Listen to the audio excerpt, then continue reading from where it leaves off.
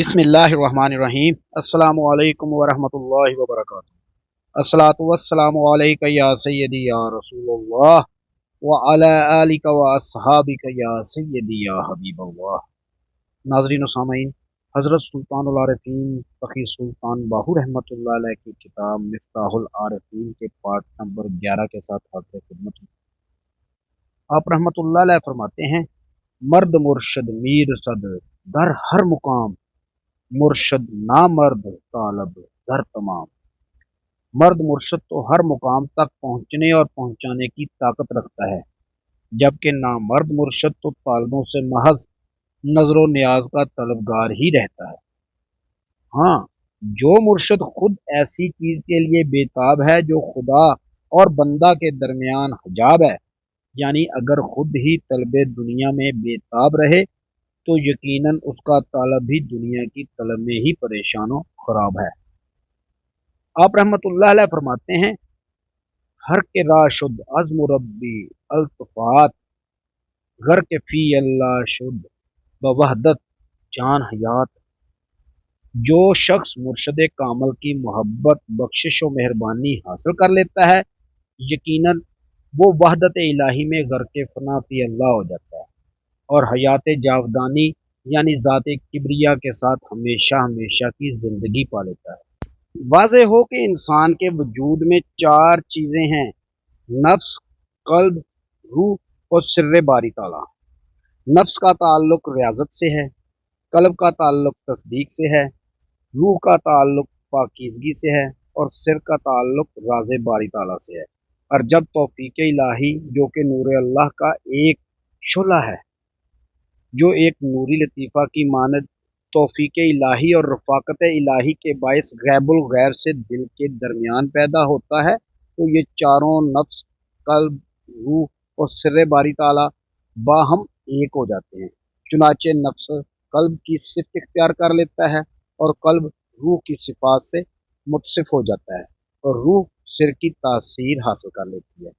چنانچہ ایسے صاحب صفات کو عارف کہتے ہیں، جو کہ مطلب کہ صاحب اسرار ہوتا ہے۔ تاہم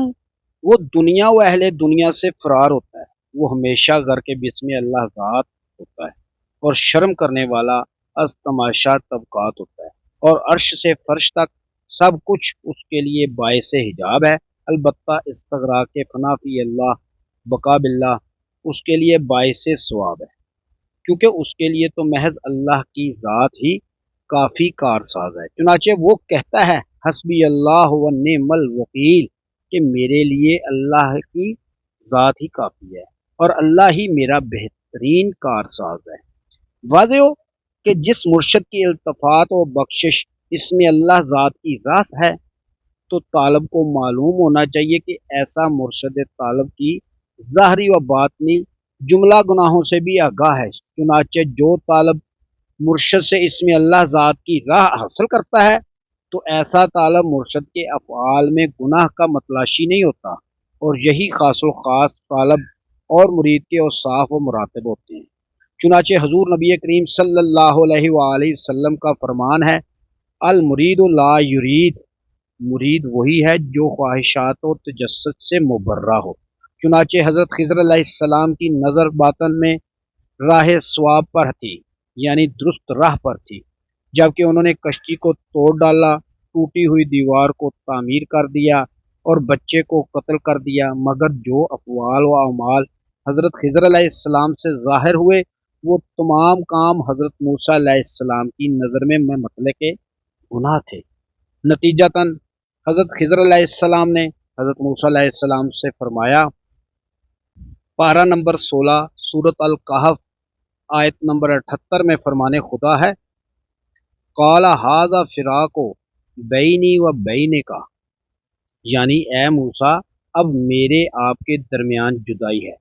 پس معلوم ہوا کہ معرفت الہی کے کام باطنی ہوتے ہیں اور باطن سے تعلق رکھتے ہیں، جبکہ مخلوق کی نظر میں گناہ اور قابل انکار ہوتے ہیں، کیونکہ مخلوق تو باطن کی شرح و تعویل میں محض ظاہری آنکھوں کے معائنہ سے کرتی ہے۔ لہذا طالب کو چاہیے کہ جس کام کو بھی کرے یا پرکھے تو محض شریعت محمدی صلی اللہ علیہ وآلہ وسلم کو ملحوظ خاطر رکھے اور حضرت خضر علیہ السلام اور حضرت موسیٰ علیہ السلام کے مابین واقعہ کو مد نظر رکھ کر مرشد کے ساتھ اعتقاد کو استوار کرے تاکہ مرشد کی بخشش چشم لطف و کرم اور مہربانی سے فیضان کثیر پائے۔ بس طالب اور مرید محض مرشد کی موافقت کرنے والا چاہیے، جاسوس، عیب بین، اندھا، کورے چشم اور بے یقین نہیں ہونا چاہیے۔ جاننا چاہیے کہ مرشد میں چند پیغمبرانہ صفات ہوتی ہیں۔ چنانچہ حضرت آدم علیہ السلام کا سا خوف، جیسا کہ پارہ نمبر 8 سورت الاعراف آیت نمبر 23 میں فرمان خدا ہے، ربنا ظلمنا انفسنا، اے ہمارے رب ہم نے اپنے نفسوں پر ظلم کیا۔ اور حضرت ابراہیم خلیل اللہ جیسی قربانی، اور حضرت ایوب علیہ السلام جیسا صبر، اور حضرت جرجیس نبی اللہ جیسا شوق و محبت، اور حضرت موسیٰ کلیم اللہ جیسا کلام، اور حضرت خضر علیہ السلام جیسی سیر، اور حضرت عیسیٰ روح اللہ جیسی سیف زبانی، اور حضرت محمد الرسول اللہ صلی اللہ علیہ وآلہ وسلم سا خلق اور فقر۔ لہٰذا معلوم ہوا کہ مرشد ہونا کوئی آسان کام نہیں ہے۔ مرشدی میں تو ہدایت اللہ عظیم سر اسرار ہوتے ہیں، اللہ بس ما سوا اللہ بس۔ جان لے کہ جب روح اعظم وجود میں داخل ہوئی اور یا اللہ کہا تو اللہ تعالیٰ کا نام لیتے ہی دل ذکر الہی سے زندہ اور پرنور ہو گیا، اور اللہ تعالیٰ کی طرف متوجہ ہو کر اللہ سبحانہ و تعالیٰ کی ذات میں مستغرق ہو گیا اور امر ربانی کی تاثیر سے مشرف ہو گیا۔ چنانچہ ارشاد ربانی ہے، پارہ نمبر 14 سورت الحجر آیت نمبر 29 میں فرمان خدا ہے، وَنَفَخْتُ فِيهِ مِنْ رُوحِي، اور میں نے اس میں اپنی روح پھونکی، اور اللہ تعالیٰ کی ذات کی رفاقت کا مستحق بھی ٹھہرا۔ چنانچہ ارشاد ربانی ہے، وَمَن يَتَوَکَّلْ عَلَى اللَّهِ فَهُوَ حَسْبُهُ، بس جو کوئی اللہ تعالیٰ کی ذات پر بھروسہ کرتا ہے، یعنی اس میں اللہ ذات میں مستغرق ہو جاتا ہے، تو پھر وہی اس میں اللہ ذات ہی اس کے لیے کافی ہوتا ہے۔ قیامت تک روح کی یہی حالت برقرار رہے گی، لیکن پھر بھی وہ اس میں اللہ ذات کی کنہ یعنی انتہا کو نہیں پہنچے گی، مگر تو نے اللہ تعالیٰ کے اسم پاک یعنی اسم اللہ ذات اور اللہ تعالیٰ کے ذکر پاک یعنی تصور اسم اللہ ذات کی قدر و منزلت کو نہیں پہچانا۔ چنانچہ حدیث نبوی صلی اللہ علیہ وآلہ وسلم ہے، ذکر اللہ تعالی بالغداوۃ والعشی افضل من ضرب السیف فی سبیل اللہ، صبح و شام یعنی ہر دو عام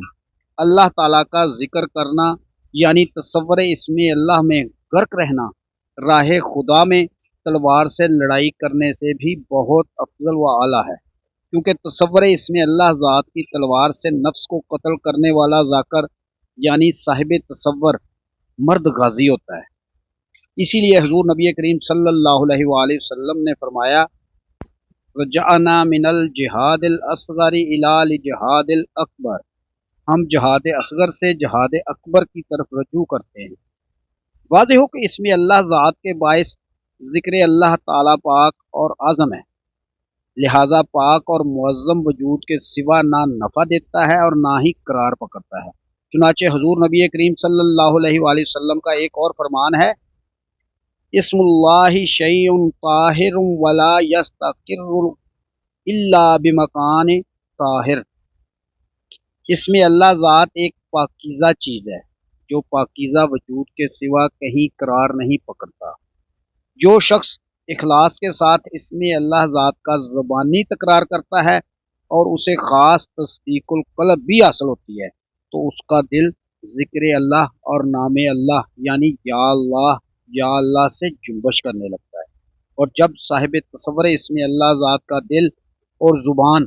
بلکہ اس کا ہر ایک بار اسم اللہ سے زبان کھولتا ہے تو اول اسے یہ نفع ہوتا ہے کہ اس کے دل سے کدورت اور سیاہی اور خطرات اور گمراہی نکل جاتی ہے، اور جس طرح سورج کا چہرہ نمودار ہوتا ہے تو اس کی روشنی اور گرمی بڑھتی ہے، اسی طرح صاحب تصور اس میں اللہ ذات کے دل پر اللہ کے نور کی روشنی کے نمودار ہونے سے وہ نور کی تپش و گرمی محسوس کرتا ہے۔ جب صاحب قلب ان مراتب پر پہنچتا ہے تو صاحب قلب ذکر الہی کو اپنے کانوں سے سنتا ہے، اور اگر تمام زمین و آسمان پتے اور صحرا کاغذ ہو جائیں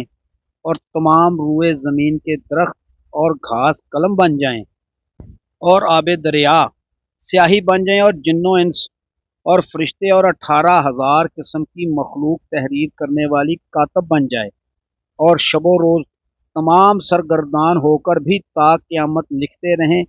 تو پھر بھی نام اللہ یعنی اسم اللہ ذات کے ایک بار تصور کرنے کا ثواب نہ لکھ سکیں گے۔ ناظرین و سامعین، امید ہے کہ آپ کو آج کی ویڈیو پسند آئی ہوگی۔ آئندہ ملیں گے انشاءاللہ اسی کتاب کے پارٹ نمبر 12 کے ساتھ۔ اس وقت تک اپنا خیال رکھیے گا۔ اپنے میزبان خالد قمر کو اجازت دیجیے۔ اللہ حافظ۔